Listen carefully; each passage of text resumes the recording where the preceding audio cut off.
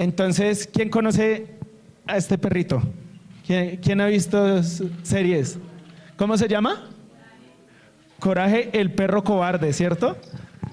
Y es que quiero empezar hablando de este personaje porque es algo simbólico que ocurre hoy en día, sea para la iglesia o sea para el enemigo.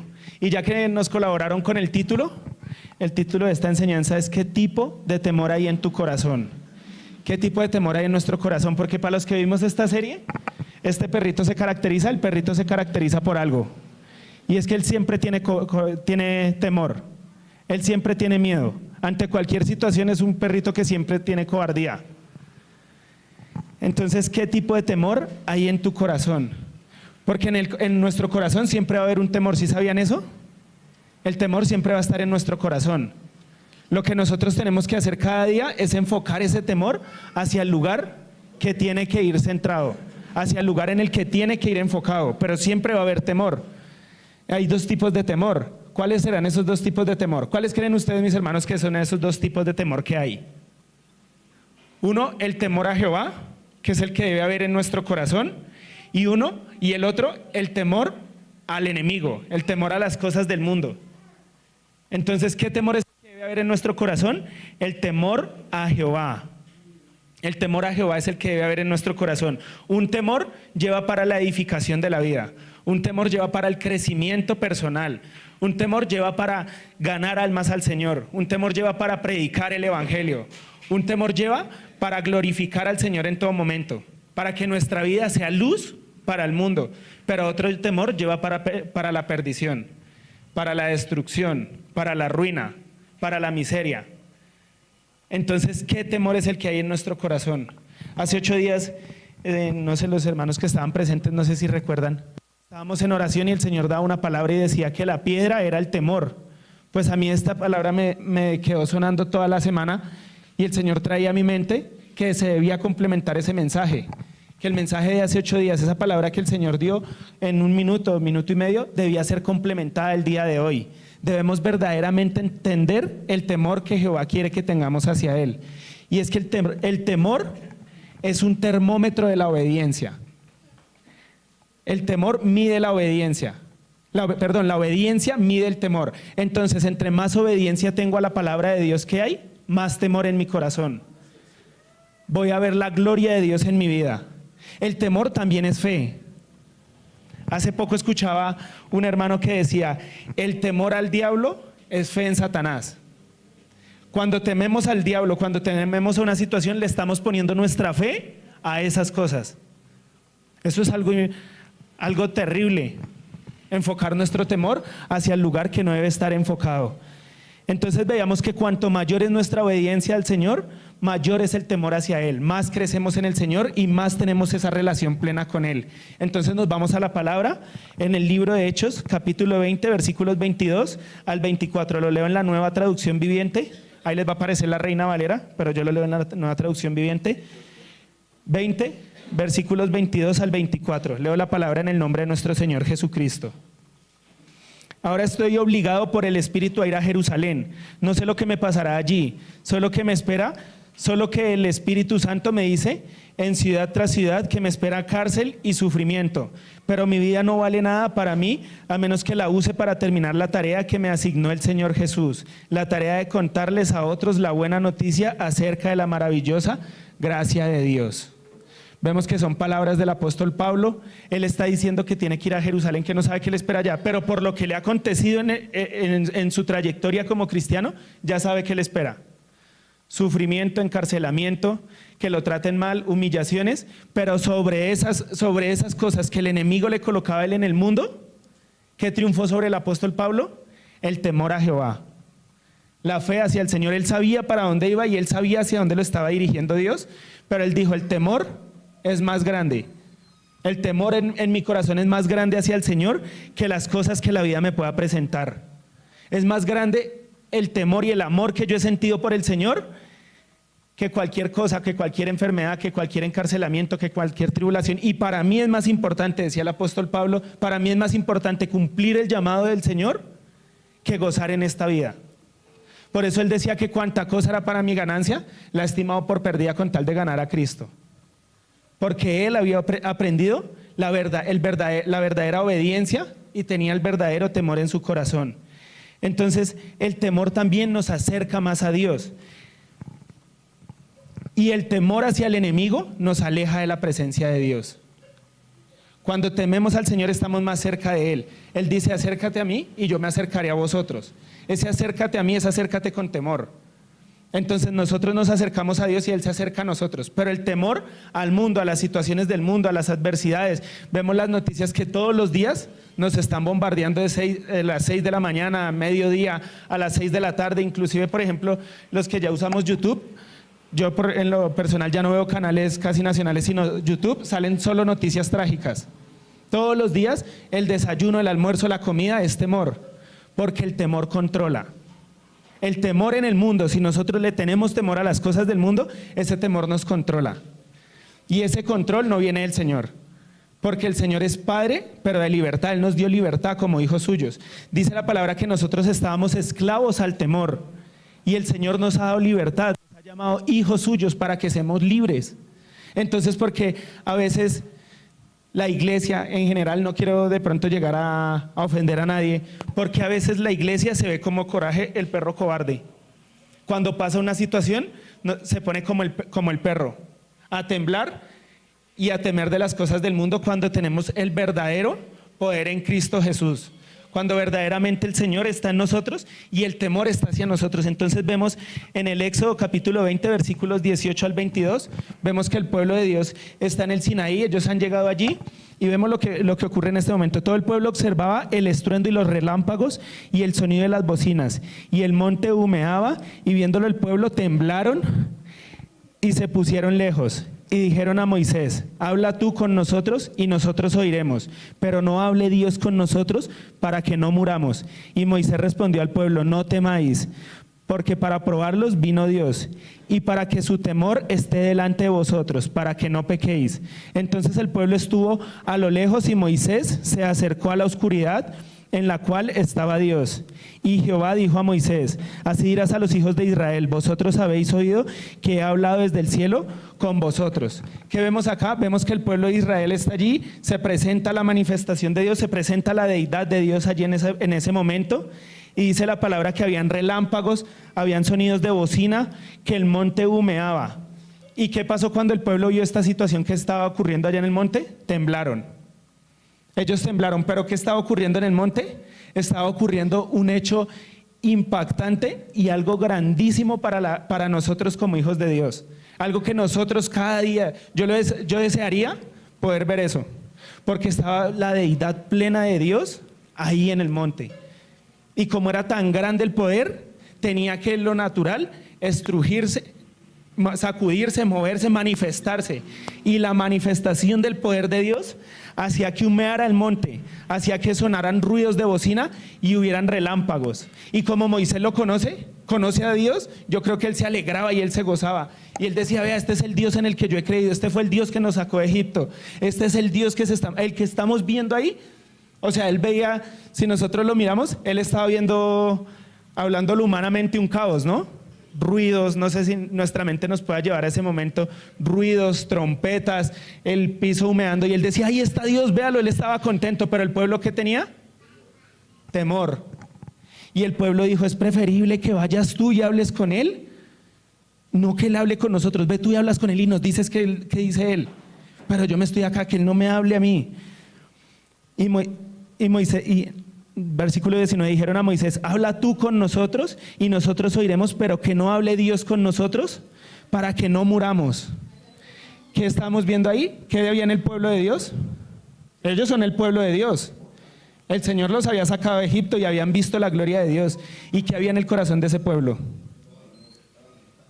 Temor, pero temor hacia lo terrenal. No habían entendido el verdadero temor hacia Dios, porque estaban viendo una manifestación de Él y tenían miedo. Pero Moisés sí conocía a Dios, y yo creo que él salió corriendo.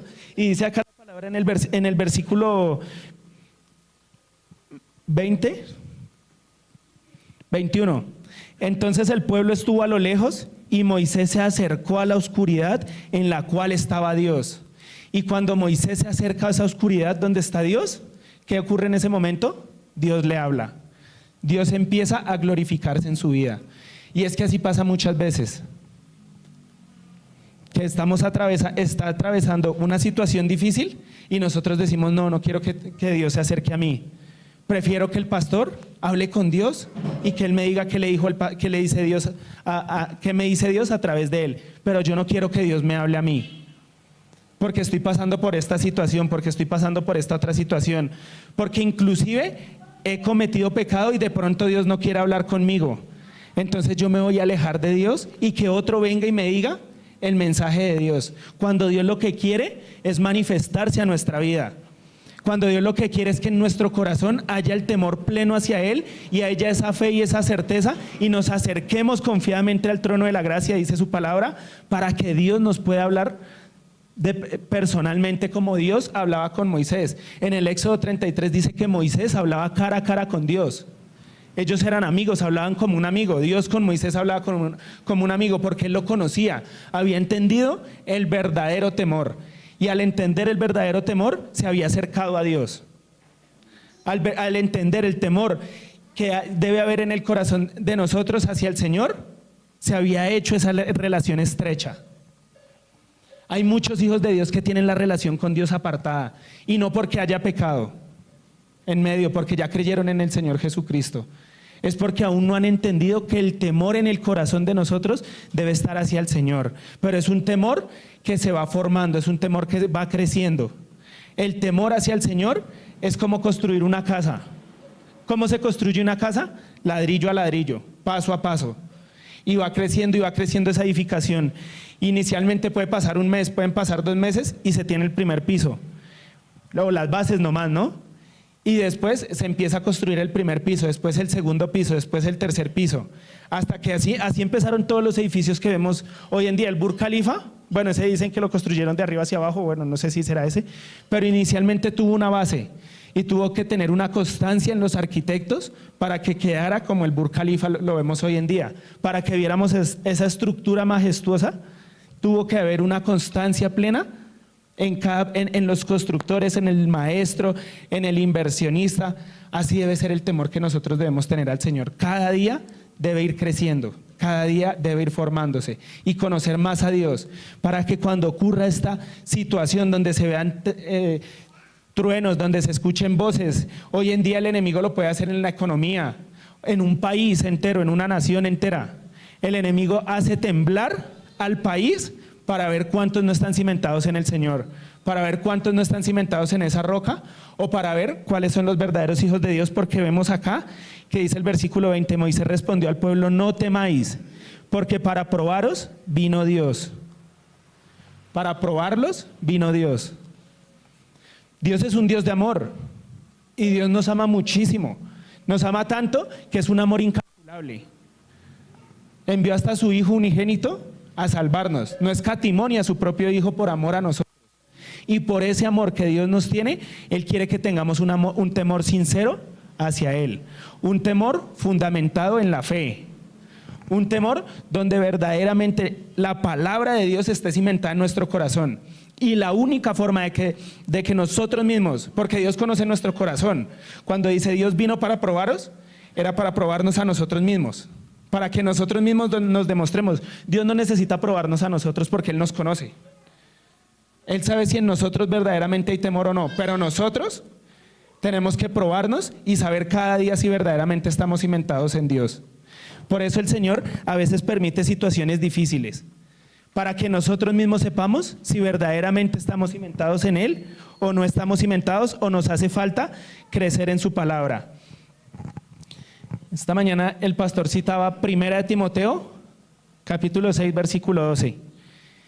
Dice la palabra, pelea la buena batalla de la fe, echa mano de la vida eterna, a la cual asimismo fuisteis llamado, habiendo hecho la buena profesión delante de muchos testigos. Pelea la buena batalla de la fe, pelea la buena batalla de la fe, pelea la buena batalla con el temor hacia Dios. Si cambiamos la fe por el temor. Pero entonces esta palabra batalla, si nosotros la miramos en el griego, esta palabra es agón. La palabra que aparece en el texto bíblico es agón. De ahí viene la palabra agonía, ¿Qué quiere decir esto? Si nosotros nos vamos al Coliseo romano en ese momento, se me da ahorita el nombre, al anfiteatro de Flavio, se llamaba el Coliseo romano, fundado más o menos en el año 80. ¿Qué ocurría allí en el anfiteatro de Flavio?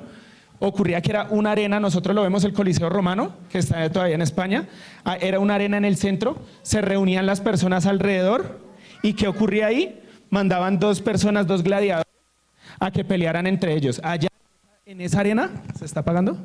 Allá en esa arena murieron en 6 meses 17,000 cristianos llevando la palabra de Dios. Se está apagando. En esa arena, en 6 meses, por un emperador murieron 17,000 personas peleando por llevar el nombre de Jesucristo, porque les decían, niega al Señor, y lo sacamos.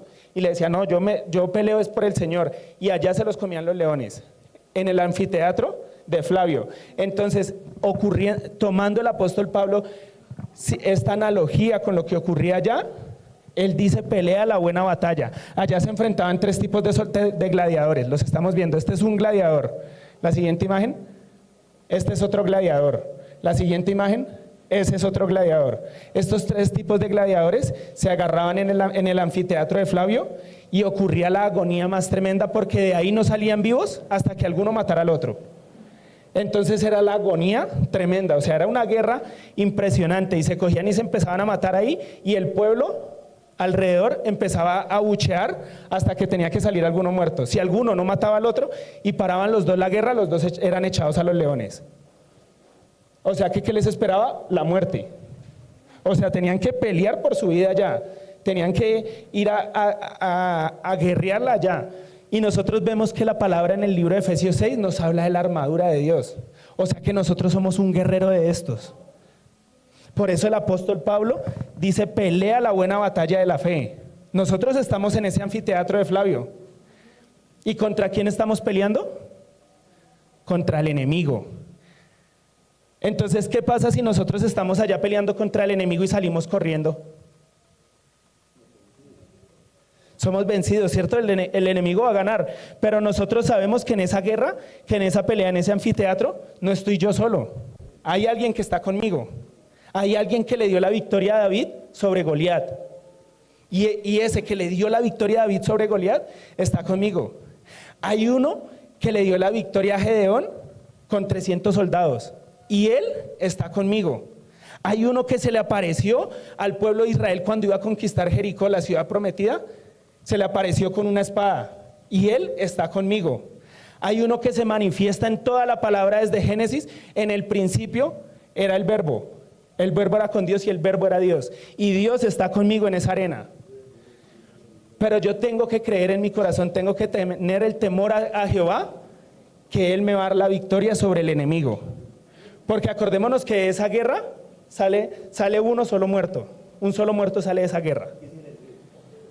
Y yo nací en Cristo Jesús y no muero jamás. Entonces, ¿quién es el que sale de esa guerra como perdedor? El enemigo es el que tiene que salir. Pero nosotros tenemos que pelear la batalla. Ya estamos en la arena. Ya de la arena no nos podemos salir. Porque si nos salimos, ya sabemos qué va a pasar. Entonces estamos en la arena, el temor está hacia Jehová y peleamos la buena batalla de la fe. Con paciencia, con prudencia, llenos de la presencia de Dios. Pelea la buena batalla de la fe, echa mano de la vida eterna, a la cual fuiste llamado, habiendo hecho la buena profesión delante de muchos testigos. La palabra también me enseña en Gálatas 5:9 o 4:9, no nos cansemos pues de hacer el bien, porque si no desmayamos, a su tiempo recibiremos el resultado, la promesa que Dios ha hecho. No nos cansemos de hacer el bien. La guerra que nosotros tenemos no es una guerra carnal. El apóstol Pablo acá está tomando la figura de una guerra terrenal. Está tomando la figura de 2 soldados que van a pelear físicamente. Nuestra guerra no es contra sangre ni carne, sino contra principados, potestades y huestes espirituales. Y tenemos la mejor armadura. Tenemos el apresto del evangelio, tenemos el escudo de la fe, la espada de la palabra, el yelmo de la salvación. Eso es una tremenda armadura. Y aparte de eso tenemos al Espíritu Santo de parte nuestra. Al creador de los cielos, al creador de todas las cosas, lo tenemos de parte nuestra. Entonces, ¿por qué le tememos al enemigo? La palabra nos enseña en Santiago 4:7, por esto obedezcan a Dios, háganle frente al diablo y huirá de vosotros. La leí en la Nueva Traducción Viviente. La Reina Valera dice, someteos pues a Dios, resistid al diablo y huirá de vosotros. Ese resistid acá lo llama como obediencia, que en otras palabras sería temor a Jehová. Tengamos temor a Jehová, hagámosle frente al diablo y huirá de vosotros. En ningún momento dice el apóstol Santiago que salgamos corriendo del enemigo. O en ningún momento dice que nos pongamos a hablar de las obras que hace el enemigo en el mundo. Que dice él, háganle frente al diablo, párenle de frente al diablo. Y con la espada, con las armas que el Señor nos ha dado, lo enfrentamos y lo sacamos corriendo. Él no nos va a sacar corriendo a nosotros, porque entonces ¿para qué murió el Señor Jesús en la cruz del Calvario? Para que Él nos dio su poder, para que Él dejó una iglesia fundamentada con su palabra. Si vamos a salir corriendo de esa guerra, tenemos que salir victoriosos. Y es con la palabra de Dios, con la palabra de Dios atacamos al enemigo. El enemigo, vea que nosotros tenemos una ventaja impresionante delante del enemigo. Él no nos puede tocar. La luz que hay en nosotros como hijos de Dios lo enceguece. Él no nos puede atacar, no nos puede tocar. Por eso el apóstol Pablo en el libro de Efesios dice para que el enemigo lanza dardos, porque el enemigo está por allá lejos. Él ni nos puede ver. Él lanza dardos, pero de nosotros depende si esos dardos nos tocan o no nos tocan. Porque dice el escudo de la fe. En ese momento el soldado romano tenía ese escudo que se refiere el apóstol Pablo, era un escudo hecho de pieles. Habían 3 pieles y esas pieles estaban mojadas. Entonces cuando llegaba el dardo, ¿qué hacía? Apagaba esa flecha que venía del enemigo. Entonces nosotros tenemos que tener ese escudo mojado. ¿Y cómo lo mojamos? Sabemos que el agua es la palabra de Dios. Mojemos ese escudo, porque si ese escudo está seco, también nos va a afectar los dardos. Mojemos ese escudo, mojemos la fe, mojémonos nosotros, lavémonos con la palabra de Dios, para que cuando el enemigo lance esos darditos, que para un hijo de Dios son inofensivos, en nuestra carnalidad, ese dardo puede llegar y acabar familias, puede llegar y acabar un país. Pero en los hijos de Dios, esos dardos no representan nada. Esos dardos son basura. Perdón, la basura vale más. Son menos que basura esos dardos. Pero hay muchos hijos de Dios que no han entendido la posición que tenemos en Cristo Jesús. Nosotros tenemos una gran posición en Cristo Jesús, que es la que nos da la victoria. Es pelear la guerra en Cristo Jesús. Segunda de Corintios, capítulo 6, versículos 16, del versículo 16 al versículo de Segunda de Corintios 7:1, está seguido. Esto es una gran promesa, esto es una gran palabra que el apóstol Pablo está dando. Realmente voy a hacer énfasis en el versículo 7:1, pero es necesario leerla toda para conocer la promesa. ¿Y qué acuerdo hay entre el templo de Dios y los ídolos? Porque vosotros sois el templo del Dios viviente, como dijo, habitaré y andaré entre ellos, y seré su Dios, y ellos serán mi pueblo. Por lo cual salid de en medio de ellos, y apartaos, dice el Señor, y no toquéis lo inmundo. Y yo os recibiré, y seré para vosotros por Padre, y vosotros me seréis hijos e hijas, dice el Señor Todopoderoso. Así que, amados, puesto que tenemos tales promesas, limpiémonos de toda contaminación de carne y de espíritu, perfeccionando la santidad en el temor de Dios. Esto es una promesa impresionante. Esta promesa quiso tenerla el pueblo de Israel. Esta promesa ha querido tenerla el pueblo de Israel hoy en día. Y solo la han tenido los que verdaderamente hemos creído en el Señor Jesucristo. Porque ¿qué nos dice acá la palabra? Es una promesa incalculable. Dice, habitaré y andaré entre ellos, y seré su Dios, y ellos serán a mí por pueblo. O sea, ya no habrá una relación como ocurría en el Antiguo Testamento, donde él levantaba un profeta y el profeta movía una nación. Dios levantó a Moisés, y Moisés rescató 2 millones de personas, 2,5 millones de personas, dicen los historiadores, que salió guiando a Moisés. Hoy en día Dios no nos va a levantar un líder. El líder es cada uno de nosotros. Dios está en cada uno de nosotros, personalmente. Dios con cada uno de nosotros tiene un propósito. Dios le decía a Jeremías, al pueblo de Israel a través del profeta Jeremías: yo sé muy bien los planes que tengo contigo, planes de paz y no de mal, para daros el fin que esperáis. Yo sé los planes que tengo contigo, con vosotros.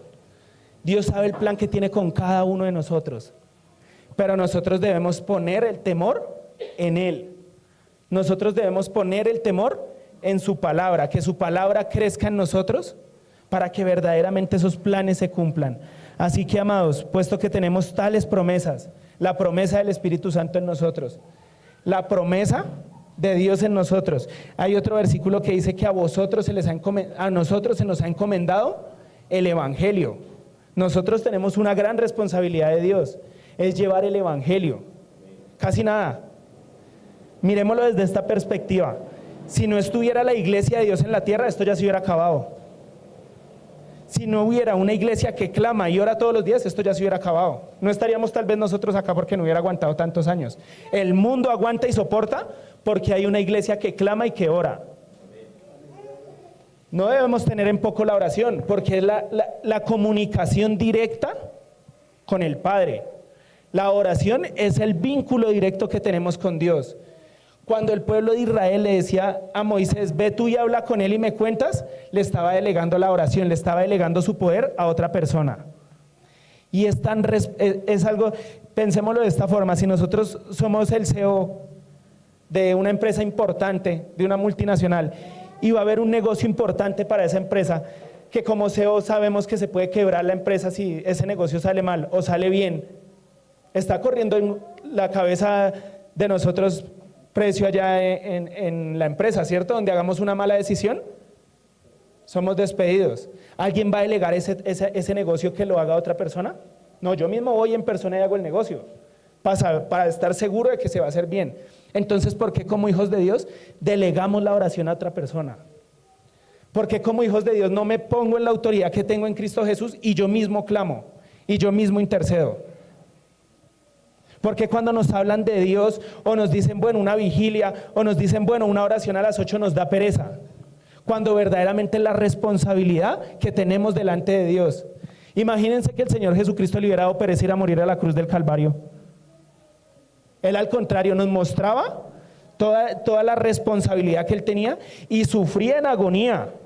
Sufría ya en Getsemaní en agonía. Sangró de la presión que tenía en ese momento, porque estaba mostrando su humanidad, pero estaba mostrando la responsabilidad de Él, porque en Él estaba en sus manos estaba el peso de la humanidad. La vida de cada uno de nosotros y de la iglesia que está congregada en este preciso instante en todo el mundo estaba en sus manos. Y no solo de esta iglesia, sino de generaciones tras generaciones, de nuestros hijos, de nuestros abuelos, de nuestros ancestros. Estaba en sus manos. Y Él no fue y le delegó la responsabilidad a Pedro, o Él no fue y le delegó la responsabilidad a Juan. ¿Él qué hizo? Se paró en la brecha, oró, llevó a los discípulos que andaban con Él a que lo ayudaran en esa intercesión, pero Él en ningún momento se dio su autoridad, ni se dio su responsabilidad. Él fue y ahora lo vemos allá crucificado. Eso debemos hacer nosotros con la oración. Eso debemos hacer nosotros con el temor a Jehová. No esperemos que otro crezca y que otro vaya y ore por mí. Preocupémonos cada uno por nuestra salvación. Preocupémonos cada uno por crecer en el Señor. Así que, hermanos, recibiendo nosotros Así que, amados, puesto que tenemos tales promesas, limpiémonos de toda contaminación de la carne y de espíritu, perfeccionando la santidad en el temor de Dios. La santidad, nosotros somos santos. ¿Santos qué es? Apartados para Jehová. Somos apartados para Jehová. Pero dice acá que perfeccionando la santidad en el temor de Dios. Cuando en mi corazón hay temor al Señor, perfecciono esa santidad. Pero ¿qué me dice el apóstol Pablo antes de esto? Limpiémonos de toda contaminación de la carne y de espíritu.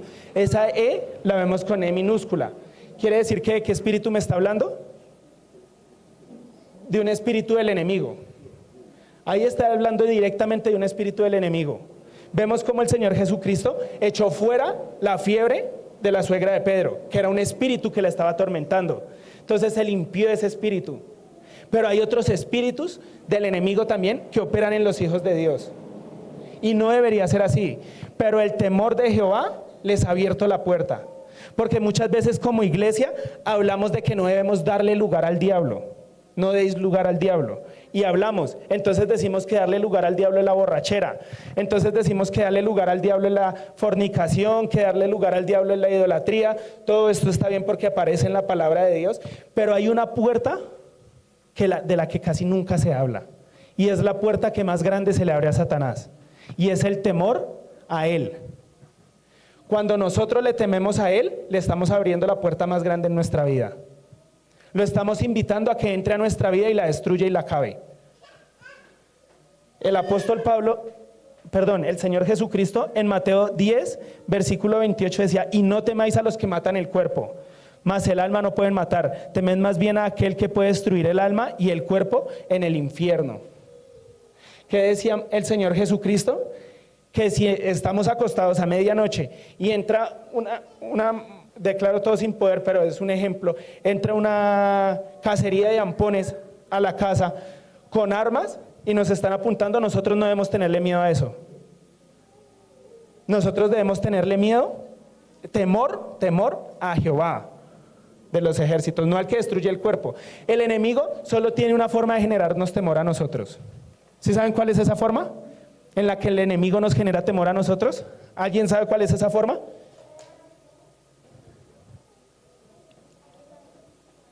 El enemigo solo usa un método y por ese método tiene apartada la iglesia, la tiene tibia. ¿Sí saben cuál es esa forma? El mundo terrenal. Es la única forma en la que el enemigo puede generar miedo, a través del mundo terrenal. Por eso nosotros no andamos por vista, sino por fe. El enemigo,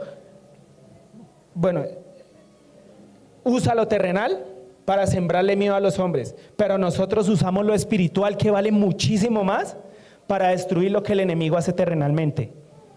Porque acordémonos que la palabra nos enseña que lo que se ve, ¿de dónde viene? ¿De qué fue hecho? De lo que no se veía. Nosotros hemos creído en lo que creó la tierra. Nosotros hemos creído en el que creó los ángeles. Nosotros hemos creído en el que creó la naturaleza, en el que creó al hombre. Entonces, ¿por qué las cosas del mundo nos hacen temblar?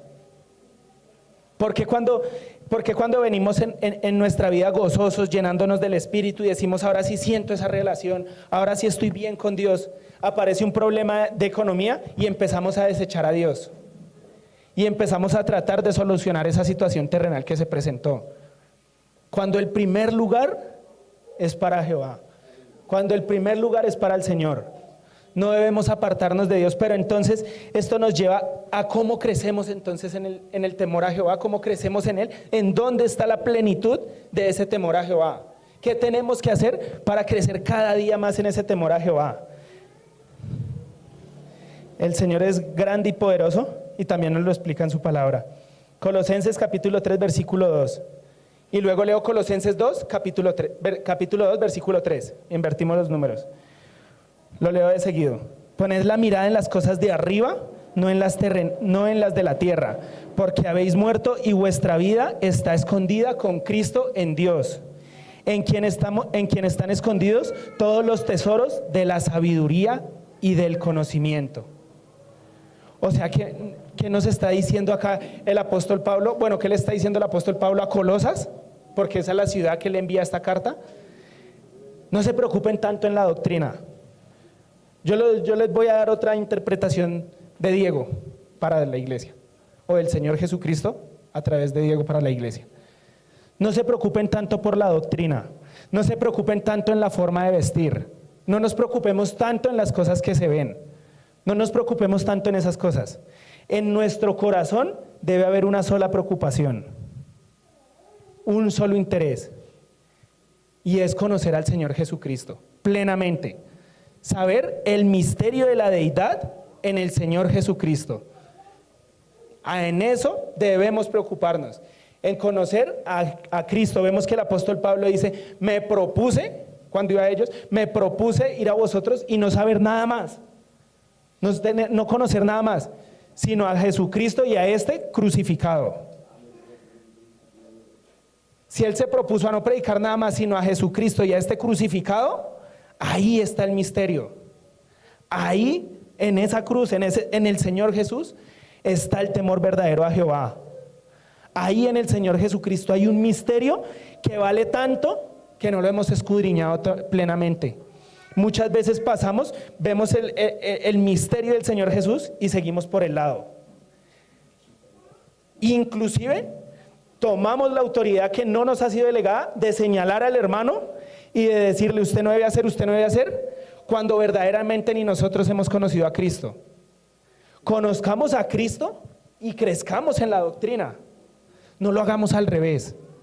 No lo hagamos al revés, porque de esa forma no vamos a crecer espiritualmente. Va a haber una iglesia estancada. Va a haber una iglesia donde no fluye el amor. No nos centremos en la doctrina.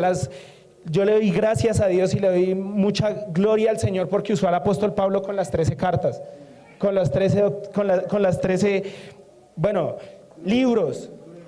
Yo le doy gracias a Dios, pero le doy más honra y más gloria al Señor por los 4 evangelios, porque ahí es donde se manifiesta plenamente la deidad del Señor Jesucristo.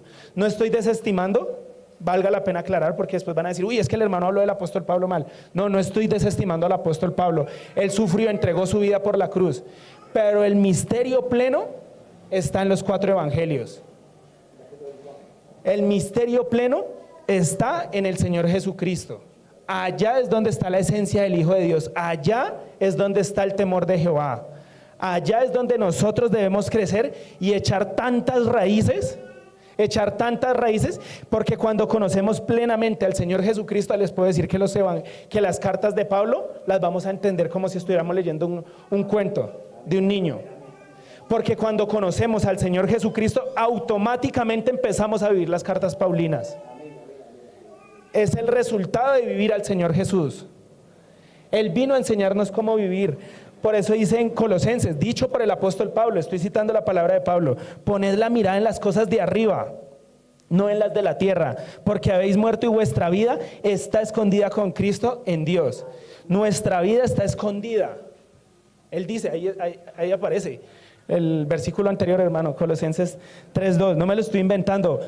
Vuestra vida está escondida en Cristo, en Dios, escondida con Cristo en Dios.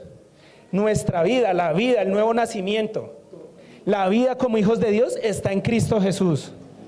Está en el Señor Jesús muerto en la cruz del Calvario. Ahí está la vida, ahí está la esencia. Nosotros lo vemos como un simple acto donde fueron y lo crucificaron y ya fui salvo.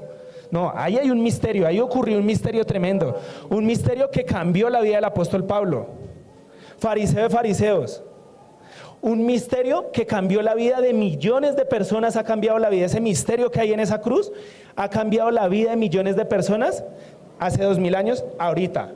Y ese misterio recogió a los que habían esperado al Mesías desde antes que él viniera. O sea que hay un misterio tremendo. Hay un misterio. La cruz esconde un misterio grande. La cruz esconde el vencimiento y esconde la derrota del enemigo. Cuando nosotros en la cruz verdaderamente vemos la victoria de Cristo, el enemigo sale corriendo del anfiteatro de Flavio. No hay ninguna dificultad que pueda apartarnos del Señor. Cuando en nosotros verdaderamente entendemos a Cristo, no hay nada que nos pueda apartar de Él. ¿En quién están escondidos todos los tesoros de la sabiduría y del conocimiento? No sé si ustedes lo sabían. Esta semana estuve viendo pues la historia de la palabra de Dios, de las Sagradas Escrituras. Les cuento, mis hermanos, que cuando yo acabé de ver la historia de la Biblia, caí de rodillas y le dije al Señor: tú eres grande, Padre, eres enorme, y nosotros como tu iglesia somos tan desagradecidos. Hubieron mártires que entregaron su vida por la palabra de Dios.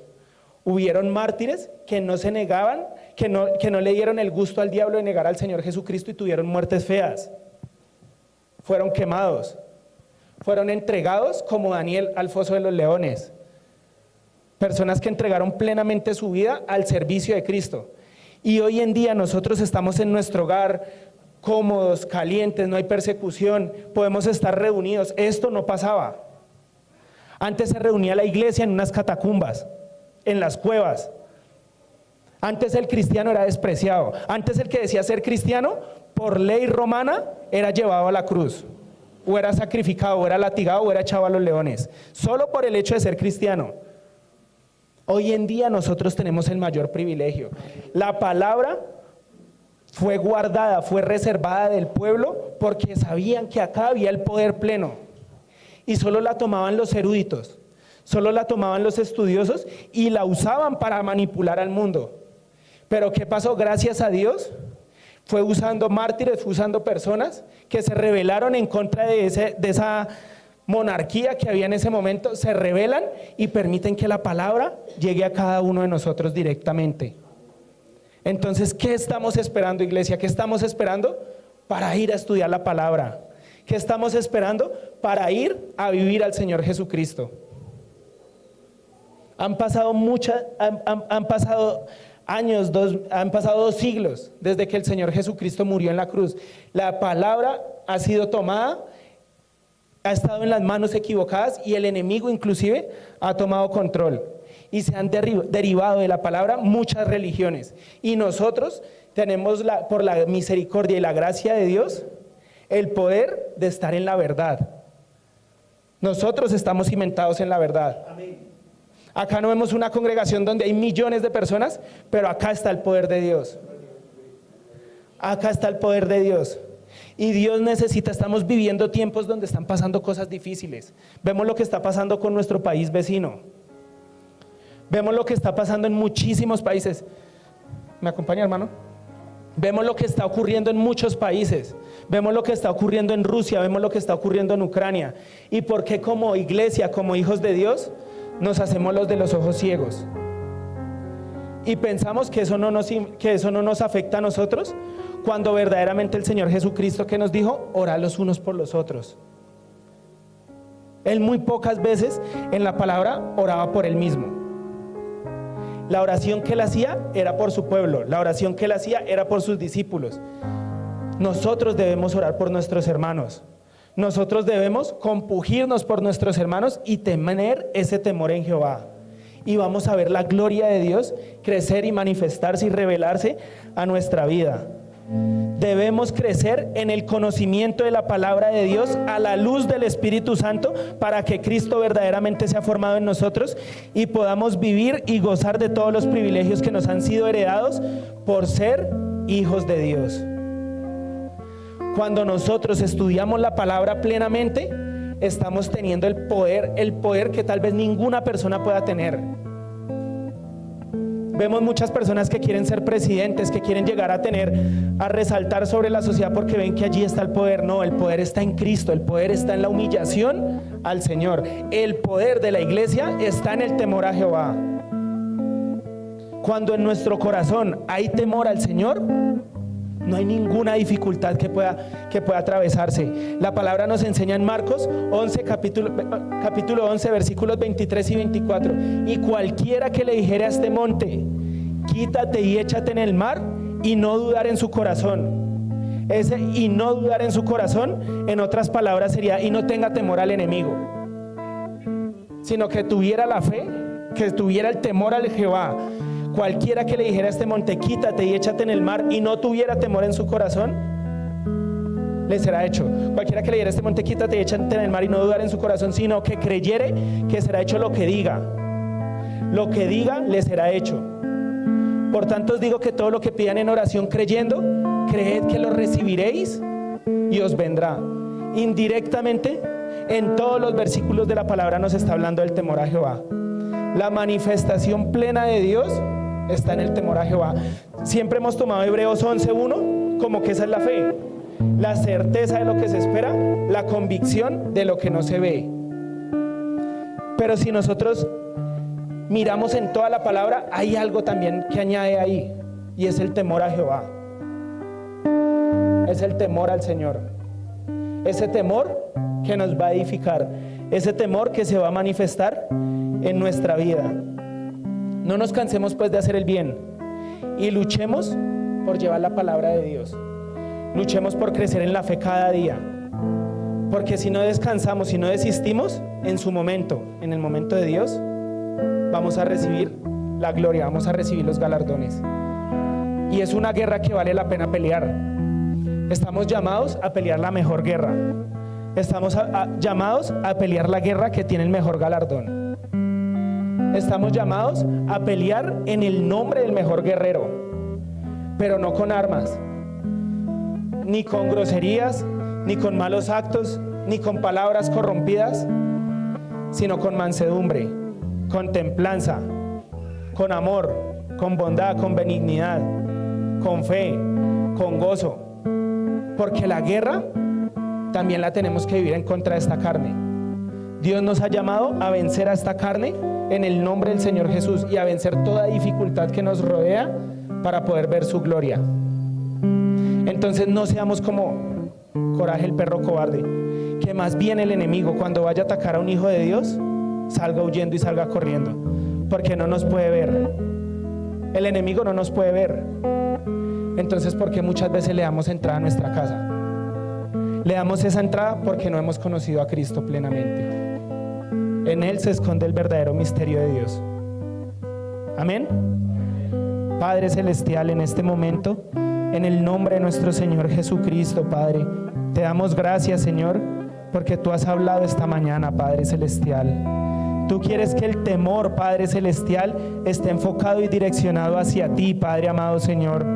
Que no haya ni la mínima sombra de duda en el corazón de un hijo tuyo hacia tu palabra, hacia tu gloria, Padre Celestial, Señor. Porque tú le prometiste a Abraham que en él serían benditas todas las naciones. Y pasó tiempo, Padre, y lo cumpliste en el Señor Jesucristo, Padre.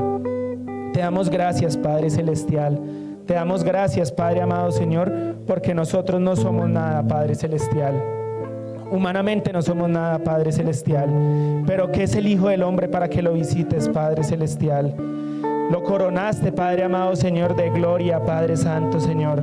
Te damos gracias, Padre Celestial, porque como iglesia tuya, Padre amado Señor, en este momento nos comprometemos. Yo me comprometo, Padre Celestial, delante de ti, Padre amado Señor, a buscar cada día más de tu presencia, Padre Celestial, a darte el primer lugar en mi vida cada día, Padre Celestial, para que cuando el enemigo ataque, Padre amado Señor, a través de las cosas del mundo, para que cuando el enemigo ataque a través de las cosas terrenales, Padre Celestial, lo espiritual prevalezca, Padre Celestial.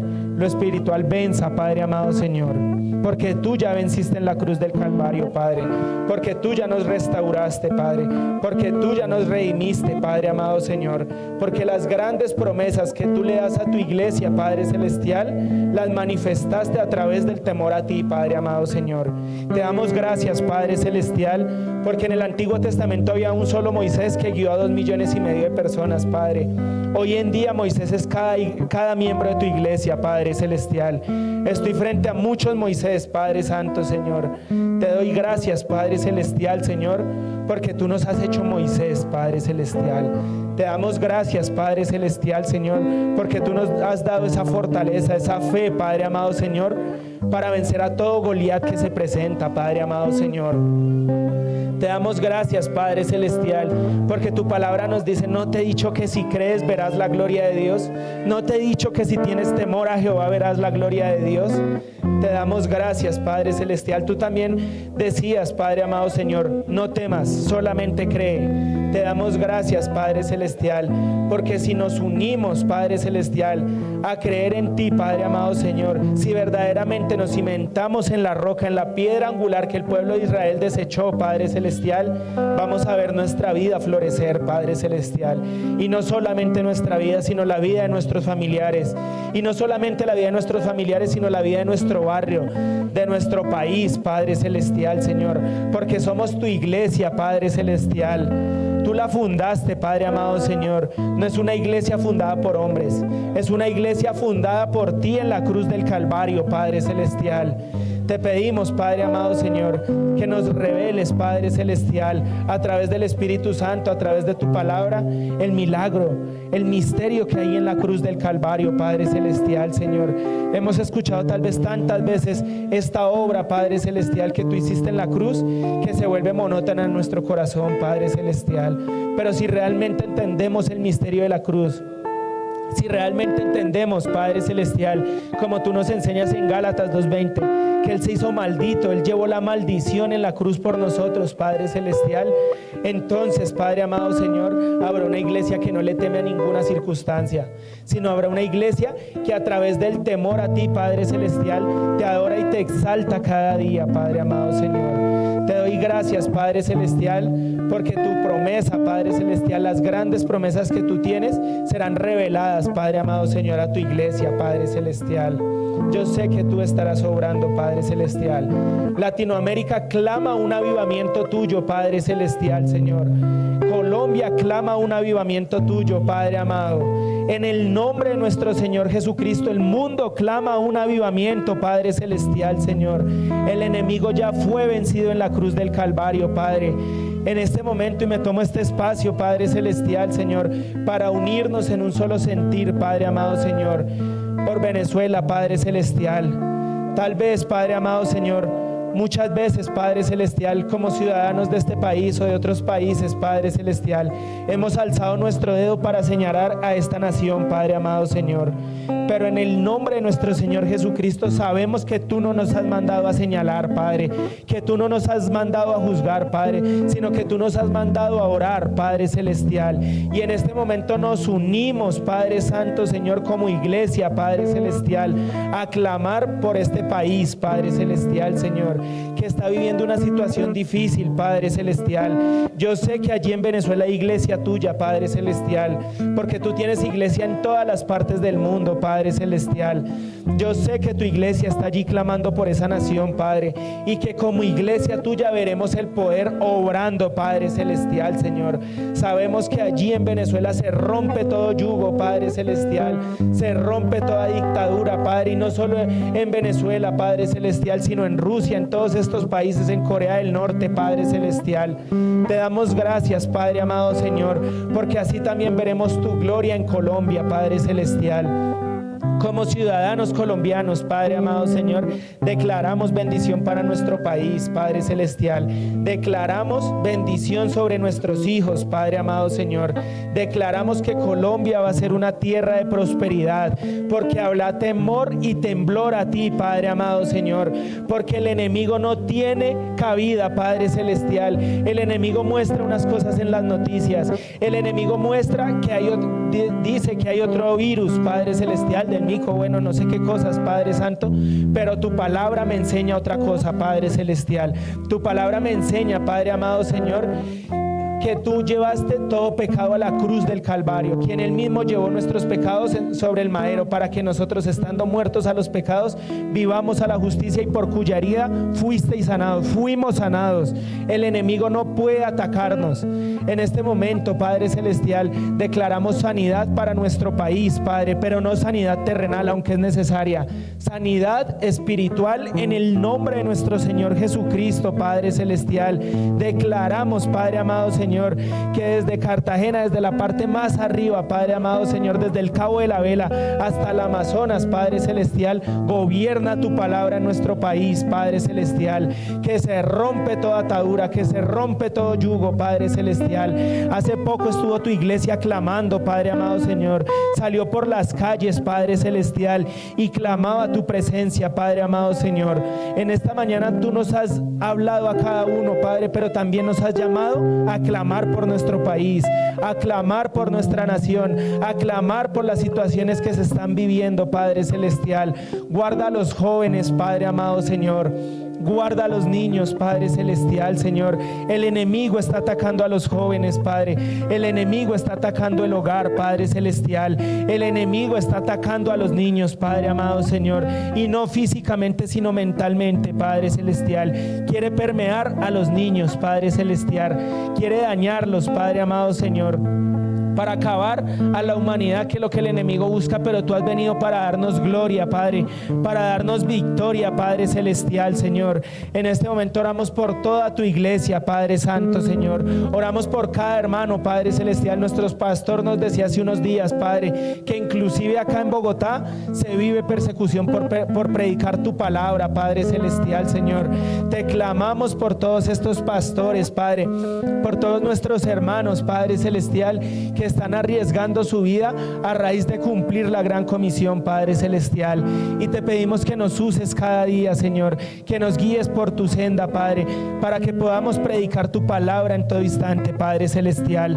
Te damos muchísimas gracias, Padre amado, en el nombre poderoso de nuestro Señor Jesucristo. Amén y amén. Gloria a Dios. Señor sea la gloria.